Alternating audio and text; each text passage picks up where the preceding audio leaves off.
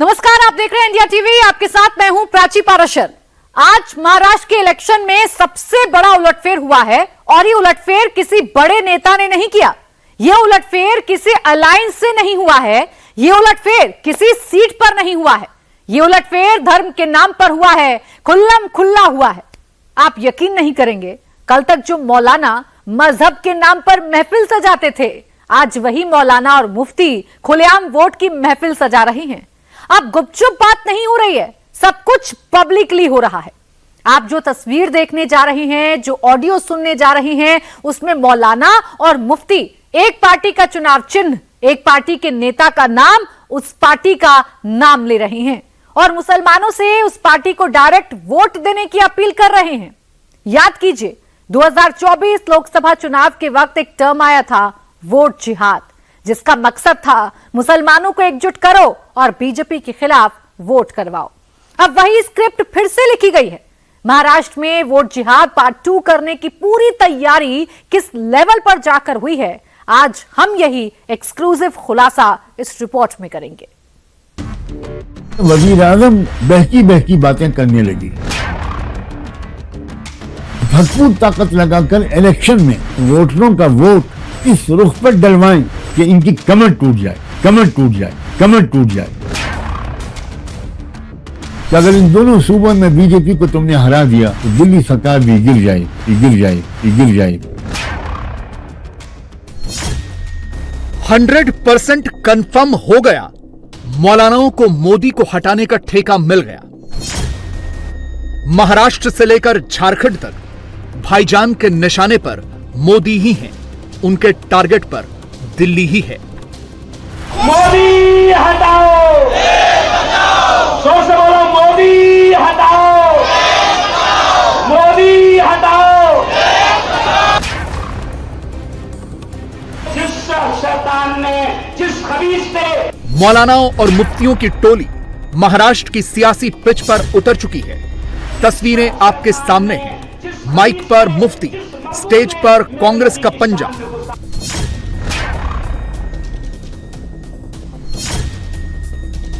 अब दूसरी तस्वीर देखिए। पीछे सोनिया गांधी की फोटो, राहुल गांधी, प्रियंका गांधी की फोटो। राइट साइड में पीछे की ओर महाअघाड़ी के उद्धव ठाकरे और बाला साहब थोराट की फोटो और सामने कांग्रेस के उम्मीदवार का हाथ पकड़े मुफ्ती साहब। एक मौलाना नहीं, एक मुफ्ती नहीं, पूरी की पूरी टोली को महाअघाड़ी के इलेक्शन कैंपेन में उतार दिया गया है। और मुस्लिम मोहल्लों में मैसेज क्या दिया जा रहा है? मैसेज दिया जा रहा है, पैसे लेकर रख लो, वोट महाअघाड़ी में कांग्रेस को दे दो। मौलानाओं और मुफ्तियों की टोली खुलकर राहुल गांधी कांग्रेस पार्टी के लिए बैटिंग कर रही है। मुफ्ती साहब के शब्दों पर गौर कीजिए। हमारी पार्टी कांग्रेस, हमारा नेता राहुल गांधी, हमारा शेर राहुल गांधी। इससे तो यही लग रहा है कि मुफ्तियों को कांग्रेस के प्रचार का ठेका भी मिल गया है। अरे मोदी को हटाने का काम सिर्फ कांग्रेस कर सकती है। हमारे नेता राहुल गांधी ने मोहब्बतों का व्यापार शुरू कर दिया है। हमारा राहुल गांधी, हमारा नेता, हमारी पार्टी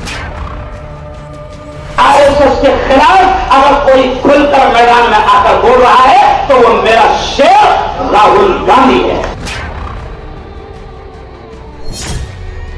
महाराष्ट्र चुनाव की मुफ्ती और मौलाना वाली यह स्क्रिप्ट सिर्फ मुंबई या मालेगांव में नहीं लिखी जा रही। पूरे देश में स्क्रिप्ट राइटर्स को काम पर लगा दिया गया है। और इसमें मौलाना सज्जाद नोमानी महाअघाड़ी के स्लीपर सेल की तरह काम कर रहे हैं। मौलाना नोमानी का पहला वीडियो 26 अक्टूबर को आया, दूसरा वीडियो 27 अक्टूबर को आया। लेकिन पहला वीडियो तो आप देख चुके हैं। उसमें मौलाना नोमानी ने जमकर महाराष्ट्र किया, महाअघाड़ी के लिए, मुस्लिम कैंडिडेट्स के लिए खूब प्रचार किया। और अब वो दूसरा वीडियो लेकर आए और इसमें सीधे सीधे प्रधानमंत्री नरेंद्र मोदी पर निशाना लगाया गया है। बहुत बढ़ गई, किसानों को लंबा एहतजाज करना पड़ा। अपनी कौम के मुस्लिम नौजवान लड़कों और लड़कियों से कुछ जरूरी बात कहना चाहता हूँ, कुछ जरूरी बात कहना चाहता हूँ, कुछ जरूरी बात कहना चाहता हूँ।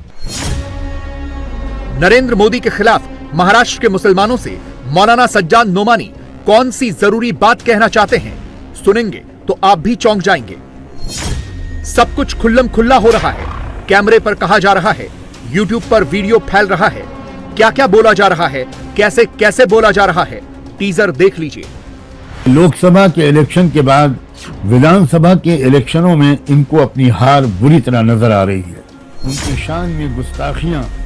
मौलानाओं को सिर्फ महायुति को टारगेट करने को नहीं कहा गया, मौलानाओं की टोली को डायरेक्टली नरेंद्र मोदी को टारगेट करने का कॉन्ट्रैक्ट मिला है और इसके लिए मौलाना नोमानी मोदी की ही लोकसभा चुनाव वाली स्पीच को अपने फायदे के लिए इस्तेमाल कर रहे हैं। मोदी के खिलाफ मुस्लिम वोटर्स को भड़काने वाले प्लान पर काम कर रहे हैं। जानते हैं क्या क्या कहा जा रहा है।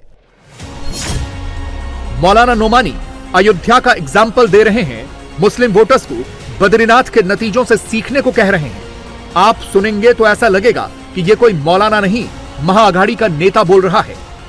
हमारे मुल्क के वजीर आजम जैसी शख्सियत भी बहकी बहकी बातें करने लगी। कभी कहते थे कि कांग्रेस वाले तुम्हारी 2 भैंसों में से 1 भैंस चुरा ले जाएंगे और 1 भैंस मुसलमानों को दे देंगे। कभी वह महिलाओं से कहते थे कि कांग्रेस वाले तुम्हारा मंगलसूत्र उतार ले जाएंगे और वो मंगलसूत्र किसी मुसलमान औरत को दे देंगे। इस तरह की नीची बातें जिनको कहते हुए भी मेरी जबान लड़खड़ा रही है। 2024 के इलेक्शन कैंपेन में प्राइम मिनिस्टर के लेवल से भी की गई, बाकी लोगों का तो जिक्र ही क्या है। बड़ी बड़ी धमकियां दी गई, लेकिन 2024 के इलेक्शन में भारत के अवाम काफी होश में आ गए और अयोध्या से लेकर बद्रीनाथ तक धार्मिक स्थलों में भी बीजेपी का उम्मीदवार बुरी तरह हार गया। इनमें से कोई वादा पूरा नहीं हुआ, ना उनको वादा पूरा करना था। मौलाना नोमानी बंद कमरे में कुर्सी लगाकर, माइक और कैमरा लगाकर मोदी को हराओ, इंडी को महाराष्ट्र झारखंड में जिताओ वाली स्क्रिप्ट पढ़ रहे हैं। सब कुछ खुल्लम खुल्ला कह रहे हैं। मेजोरिटी सरकार बनाने में कामयाब। मैं मुफ्ती हारून नदवी आपसे कहता हूं कि एक बार एजाज भाई आइए आप, एक बार सिर्फ ये दबंग लीडर तो महाराष्ट्र के मालेगांव में मुफ्ती हारून नदवी हजारों की भीड़ के सामने मुस्लिम मोहल्ले में जाकर कांग्रेस के नेताओं वाली तस्वीर लगे मंच पर खड़े होकर कांग्रेस के कैंडिडेट के लिए न सिर्फ चुनावी प्रचार कर रहे हैं, बल्कि कांग्रेस के उम्मीदवार का हाथ पकड़कर मुसलमानों में मैसेज दे रहे हैं कि इस सीट से कांग्रेस ही जीतनी चाहिए, कोई और नहीं आना चाहिए। मुफ्ती हारून नदवी कैसे कांग्रेस के चुनाव प्रचार को लीड कर रहे हैं, कैसे राहुल कांग्रेस का टेप बजा रहे हैं, कैसे मोदी के खिलाफ मुसलमानों को उकसा रहे हैं। पहले आपको ये दिखाते हैं, फिर आगे की बात करेंगे।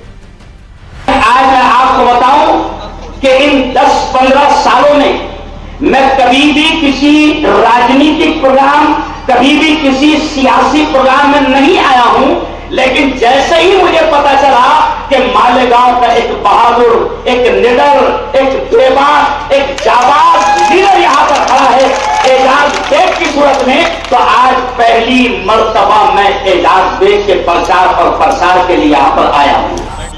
तो आज आपसे हम अपील करते हैं कि मालेगांव शहर में मुझे किसी के खिलाफ बोलना नहीं है, क्योंकि मैं ओरिजिनल मुफ्ती हूं। आज भारत की सबसे बड़ी party, national party, Congress party ने अगर एजाज बेग को चुना है तो कोई तो बात है। एजाज, हम छोटी मोटी पार्टियों के लिए नहीं आए हैं। एक शख्स मुझे मिले पर्चा भरते वक्त, मुझे देखकर वो बिल्कुल शॉक हो गए और मुझसे कहने लगे मुफ्ती साहब कैसे आए हो। मैंने कहा कि हाँ, ये हालात को बदलेगा, पंजे को प्रचार करने के लिए आया। मोदी को हटाओ, बोलो जोर से, मोदी को। देखो मैं नारा लगाऊंगा, आपने बोलना देश बचाओ। मोदी हटाओ, जोर से बोलो, मोदी हटाओ, मोदी हटाओ। तो मोदी को हटाने का काम ये अपने आसिफ बाबू थोड़ी करेंगे। मोदी को हटाने का काम अपने इमाम साहब, अरे बोलो, अरे मोदी को हटाने का काम, मुल्क से दुश्मनी, नफरत, दंगे फसाद को खत्म करने का काम अगर कोई कर सकता है तो वो सिर्फ कांग्रेस कर सकती है। ये कांग्रेस पार्टी, आपने देखा होगा कि जब ये शैतान लोग पूरे मुल्क में नफरतें फैला रहे हैं, दुश्मनियां फैला रहे हैं, हिंदू मुसलमान में दंगे फैला रहे हैं, तो उस वक्त हमारे नेता राहुल गांधी ने मोहब्बतों का व्यापार शुरू कर दिया है।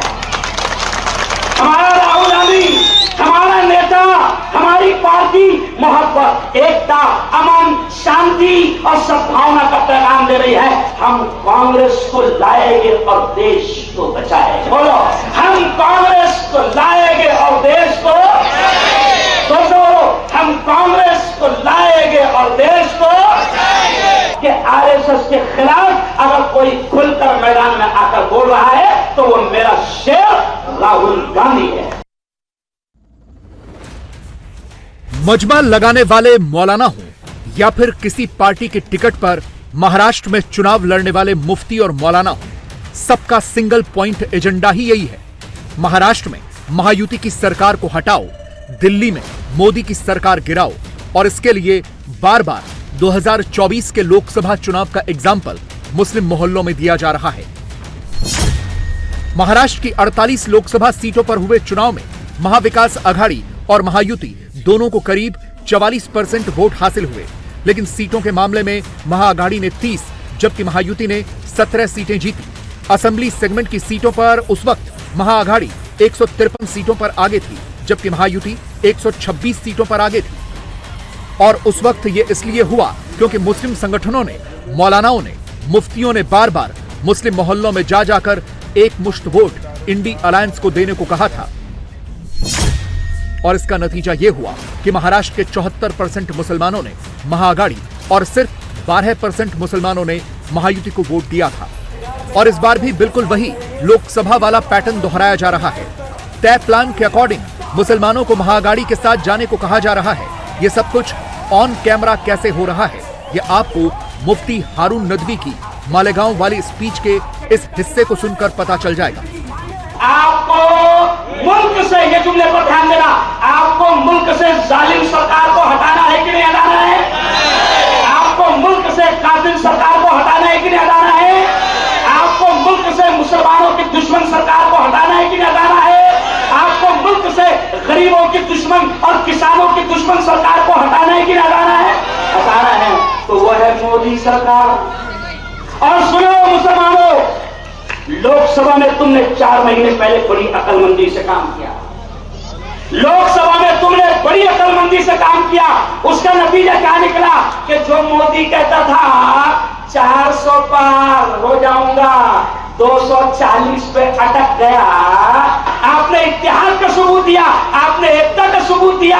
आप बैठे नहीं, आप भटके नहीं, आप बिके नहीं। आपने 4 महीने पहले एकता का सबूत दिया तो नरेंद्र मोदी बीजेपी की जालिम सरकार 240 पे रुक गई तो ताकत खत्म हो गई। अब एक तरफ से नीतीश बाबू है, एक तरफ से चंद्रबाबू नायडू है, यानी बेचारा मोदी दोनों तरफ सहारे से खड़ा है। अब नीतीश कुमार को बेचारा पलटू राह में कब पलट जाएगा भरोसा नहीं है। तो ये मोदी सरकार को आपने लोकसभा में हराया। मैं आपसे कहता हूं मुफ्ती हारून नदवी, मैं आपसे कहता हूं अगर आपने महाराष्ट्र से इसको साफ कर दिया, अल्लाह की कसम मुल्क बच जाएगा।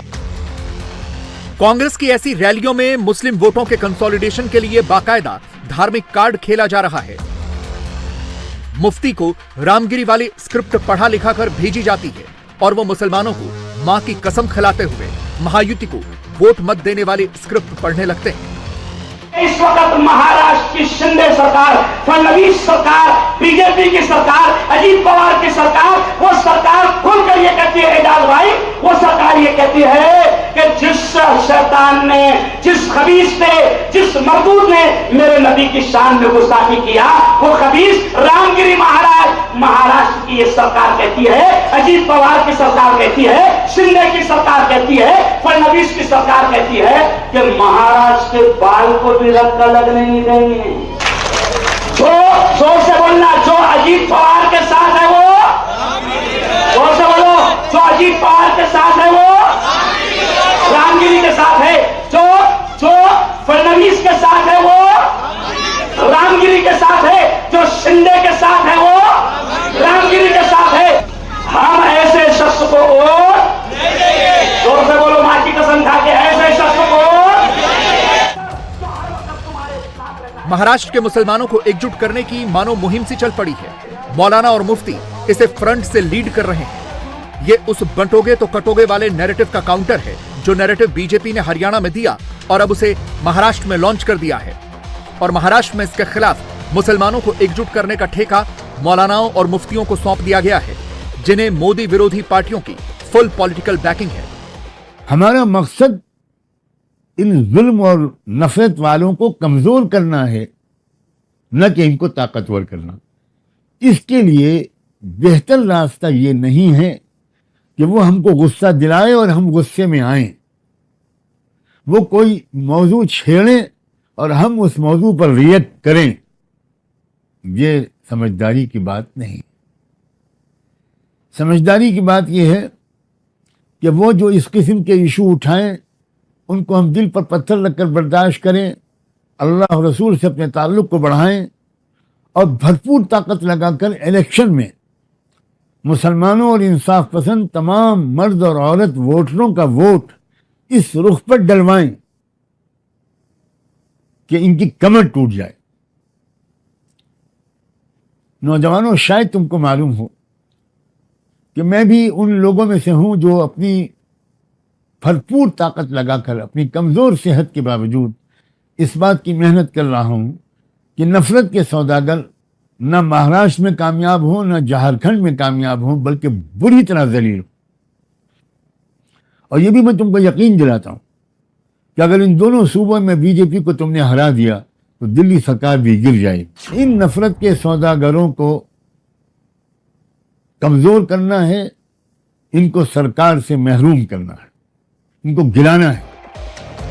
बात यहीं पर खत्म नहीं हो जाती। मोदी की पार्टी हिंदुओं को एकजुट करने के मिशन पर जुटी है, हिंदुओं का वोट भी हासिल कर रही है। इसे भी आंकड़ों से समझिए। 24 के लोकसभा चुनाव में महाराष्ट्र की 48 सीटों पर 58% अपर कास्ट ने महायुति को वोट दिया, 46% मराठा ने, 50% ओबीसीज ने, 35% दलित और 35% आदिवासियों ने भी महायुति को ही वोट दिया। मोदी को हटाने के सपने देख रहा इकोसिस्टम इस बात को भी नहीं पचा पा रहा है, इसलिए उसने हिंदुओं को भी मोदी के खिलाफ भड़काना शुरू कर दिया है। मौलाना सज्जाद नोमानी जैसे चेहरों को यह टास्क सौंपा गया है, जो अब मुस्लिम मोहल्लों में ये फैला रहे हैं कि अगर किसान, दलित, ओबीसी सब हिंदू बनकर वोट डालेंगे तो महायुति वाले जीत जाएंगे। इसलिए मुसलमानों, एक साथ आ जाओ, एकजुट हो जाओ। अब जब ये स्टेट के इलेक्शन आ रहे हैं तो उनके सामने सिर्फ एक स्ट्रेटजी है। मेरे प्यारे नौजवानों, गौर से सुनना।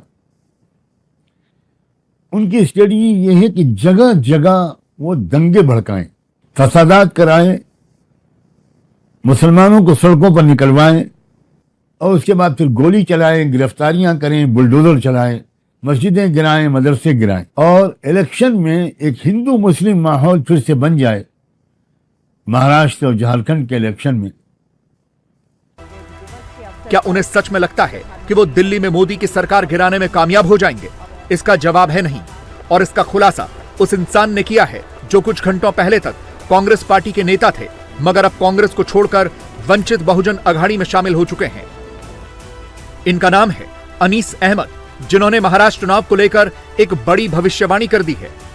खुलकर कह दिया है कि महाराष्ट्र में हरियाणा जैसे ही नतीजे आएंगे, क्योंकि कांग्रेस ने मुसलमानों और दलितों को धोखा दिया है और वो इस बार महाराष्ट्र में इसका बदला महाअघाड़ी से लेंगे। महाराष्ट्र का समीकरण इस समय महायुति के पक्ष में है। 5 साल पहले जब लोकसभा के नतीजे आए थे तो निश्चित तौर पर ऐसा वातावरण बना दिया गया था कि हमारा कोई भविष्य नहीं है, लेकिन आज हालात ये हैं कि महाविकास अघाड़ी का कोई भविष्य नहीं। वो तीनों पार्टियां एक दूसरे के खिलाफ तलवार लेकर लड़ रही हैं, जबकि हमारे बीच एक जबरदस्त सामंजस्य है और पूरे महाराष्ट्र की जनता चाहती है कि महायुति की सरकार वापस आए। बहुमत 100% मिल रही है, 1000% मिल रही है और महायुति की सरकार पूर्ण बहुमत से बन रही है। बोरीवली की गलियां आज भगवामय हो गई है। यह स्पष्ट संदेश है, भारत माता की जय! भारत माता की जय! बोरीवली से हिंदुत्व की ललकार चलेगी और हिंदुत्व की ललकार बोरीवली से बुलंद करने का काम यहाँ की जनता ने मुझको दिया है। इसके अलावा एक फैक्ट भी है जो महायुति के लिए अच्छी खबर तो महाअघाड़ी के लिए बुरी खबर है। इसका पता महाराष्ट्र में लोकसभा चुनाव के बाद हुए पोस्ट पोल और विधानसभा चुनाव से पहले हुए एक सर्वे में चला है और वो बात यह है कि महायुति ने 4 महीने में हर वर्ग के वोटर्स में अपनी स्पीड पकड़ ली है। महाअघाड़ी की तुलना में महायुति ने इस वक्त अपर कास्ट वोटर्स में 25%, मराठा वोटर्स में 11%, ओबीसी वोटर्स में 5%, दलित वोटर्स में 18%, मुस्लिम वोटर में 14% की लीड ले रखी है। इसका सीधा सा मतलब यह हुआ कि जो झूठी बातें, फेक नैरेटिव फैलाकर लोकसभा चुनाव में महाअघाड़ी ने 30 सीटें बटोरी, महाराष्ट्र विधानसभा चुनाव में वो बैकफायर करने वाला है। लेकिन महाअघाड़ी बावजूद इसके जीत का दावा ठोक रही है, फिर से वही गलती रिपीट कर रही है। बिल्कुल महाराष्ट्र में सत्ता परिवर्तन बिल्कुल तय है। लोगों में क्या उत्साह है आप लोग देख रहे हो। और यहाँ पर चुनाव जो है जनता ने हाथ में लिया है और अपोजिशन वालों को हमारी ये जनता ही जवाब देंगी। और मैंने सुबह ही कहा था कि महाराष्ट्र की जो गवर्नमेंट है और केंद्र की गवर्नमेंट है वो किसान विरोधी है, युवाओं के विरोधी है, महिला विरोधी है और गरीबों के विरोध वाली है और आरक्षण विरोधी है। और इसलिए जनता में बीजेपी के विरोध में भय रोष है। हमारा गठबंधन पूरी एकता और मजबूती से लड़ रहा है और युति नहीं है, बस महा है। तो शिंदे साहब, आपको उस परिवार और बाला साहब के सिद्धांतों के साथ गद्दारी करने की, अपमानित जिसने किया उनके परिवार को उस भाजपा के साथ हाथ मिलाने के लिए महाराष्ट्र की जनता कभी माफ नहीं करेगी। 288 सीट्स है, 288 सीट है, उसके ऊपर तो उम्मीदवार देना ही पड़ेगा ना। और लगभग सभी सीटों पर अपने लोगों ने उम्मीदवार दिए हैं और हम 288 सीट पर महाविकास आघाड़ी चुनाव लड़ेगी। हम चाहते हैं महाविकास आघाड़ी मजबूत हो और जो सांप्रदायिक शक्तियां हैं जो नफरत पैदा कर रही हैं, जो बाबा साहब अम्बेडकर के संविधान की धज्जियां उड़ा रहे हैं, ऐसे लोग चुन के ना आने पाए। महाअघाड़ी या कहें इंडिया अलायंस दावे चाहे कितने भी कर ले, मौलाना और मुफ्तियों को मंच पर बुलाकर मुस्लिम मोहल्लों में चाहे कितना भी शोर क्यों न मचा ले, अब उस इकोसिस्टम की पोल खुल चुकी है जो मुस्लिम वोट बटोरने के चक्कर में लगे हैं। उनके सामने हिंदू वोट की चुनौती है और मोदी ने खुद अब ये बात इशारों में कह दी है। हम में से बहुत लोग हैं जिन्होंने बहुत दिवालियां देखी है,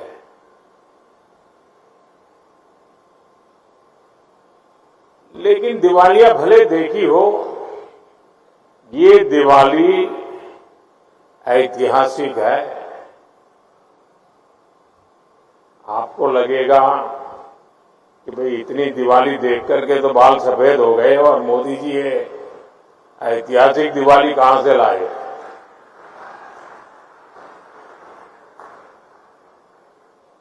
पांच 500 साल बाद ऐसा अवसर आया है जब अयोध्या में रामलला की जन्मभूमि पर बने उनके मंदिर में भी हजारों दीप जलाए जाएंगे। एक अद्भुत उत्सव होगा। ये ऐसी दीपावली होगी जब हमारे राम एक बार फिर अपने घर आए। इस बार दिवाली पर अद्भुत संयोग है। इस अद्भुत संयोग की चर्चा प्रधानमंत्री ने भी देशवासियों से की और उत्तर प्रदेश के मुख्यमंत्री ने भी बड़े उत्साह से बताया। रामलला की प्राण प्रतिष्ठा के बाद यह अयोध्या की पहली दीपावली है। इस बार का दीपोत्सव सबसे अलग होगा, सबसे भव्य होगा। इस बार 28 लाख दिए जलाए जाएंगे, 50 से ज्यादा घाटों पर जलाए जाएंगे। 30,000 लीटर सरसों का तेल पहुंच गया है। Guinness book of world record की टीम 7वीं बार आई है। इन सभी दियों को 30 मिनट में प्रज्वलित करना जरूरी है। इसके बाद 5 मिनट तक जलते दिए की गिनती की जाएगी। अगर आखिरी 5 मिनट तक एक साथ सभी दिए जलते मिले तब 7वीं बार विश्व रिकॉर्ड बन जाएगा। अयोध्या में जब दीप जलेंगे, क्या कुछ लोगों के दिल भी जलेंगे? रिपोर्ट देखिए। हिंदू वोट रिचार्ज हो गया है।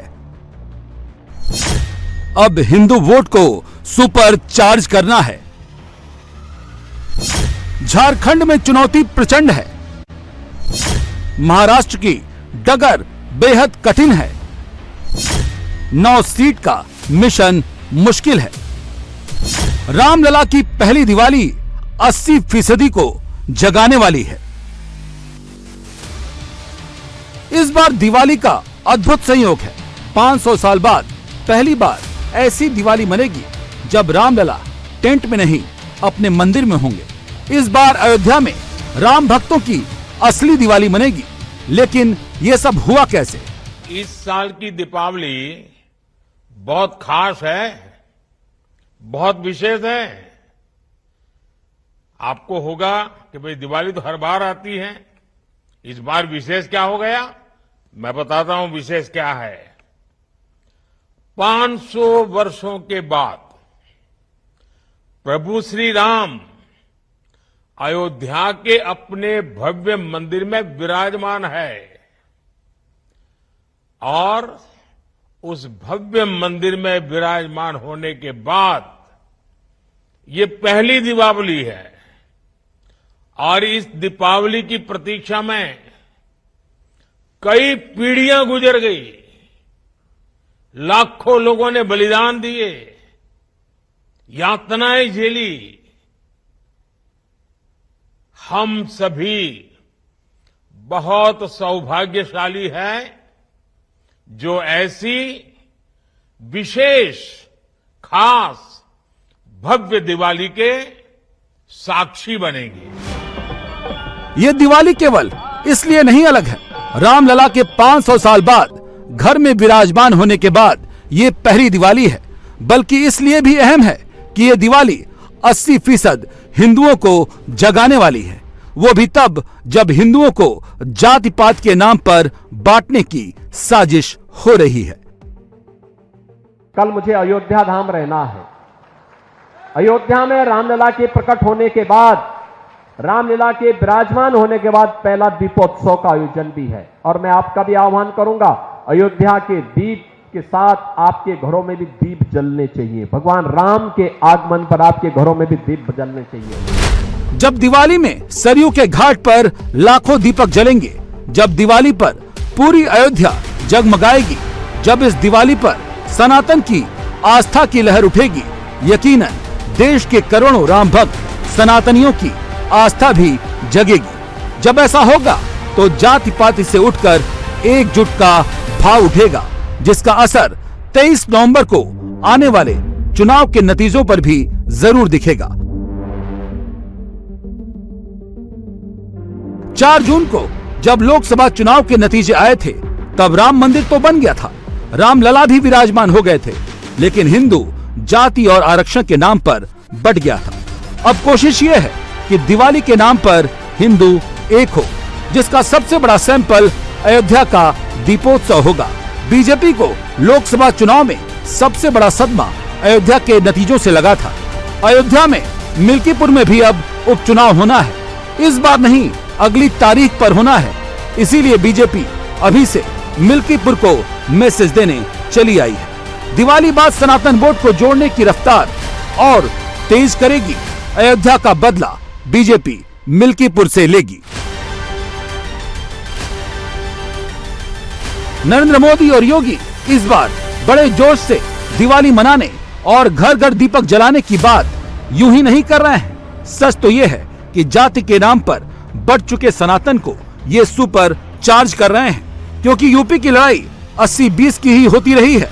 अब इस बार बीजेपी इसका पूरा फायदा लेना चाहती है, और ये फायदा कैसे होगा वो भी समझ लेते हैं। यूपी की 9 में से 3 सीट ऐसी है जहां मुस्लिम वोटर हार और जीत तय करता है। कुंदरकी में 63% मुस्लिम वोटर है, वहीं मीरापुर में 35% से अधिक मुस्लिम आबादी है, जबकि सीसामऊ की बात करें तो यहाँ 45% से अधिक मुस्लिम मतदाता हैं। समाजवादी पार्टी के कैंडिडेट की लिस्ट में 4 मुस्लिम, 3 ओबीसी और 2 दलित हैं।